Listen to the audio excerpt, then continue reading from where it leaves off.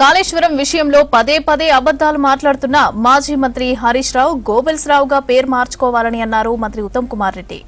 హరీష్ అతి తెలివితేటలు మాటలను ప్రజలు గమనిస్తున్నారని అన్నారు.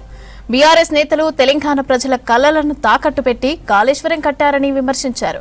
కేసీఆర్ కట్టిన కాళేశ్వరం కూలిపోయిందని మీడియా చిట్చాట్లో చెప్పారు. ఇక రాష్ట్రంలో ఇప్పుడు రన్నింగ్ లో ఉన్న ప్రాజెక్టులు కట్టింది కాంగ్రెస్ సర్కారేనని అన్నారు మంత్రి ఉత్తమ్. కాళేశ్వరం నుంచి 5 ఏళ్లలో 70 టీఎంసీలు మాత్రమే ఉపయోగించారని చెప్పారు. నదీ జలాలపై కేసీఆర్ హరీష్ రావు బరితెగించి మాట్లాడుతున్నారని ఫైర్ అయ్యారు మంత్రి ఉత్తమ్.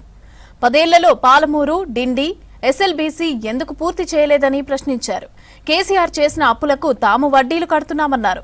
పాలమూరు, రంగారెడ్డి ప్రాజెక్టుకు 45 టీఎంసీల లేఖ కొత్తది కాదని, గతంలో బీఆర్ఎస్ సర్కార్ దీనికి ఒప్పుకుందన్నారు. 90 టీఎంసీలను కేసీఆరే 45 టీఎంసీలుగా చేశారని చెప్పారు. పాలమూరు, రంగారెడ్డి ప్రాజెక్టుకు ఇప్పటికీ పూర్తిగా పర్యావరణ అనుమతులు రాలేదని అన్నారు మంత్రి ఉత్తమ్.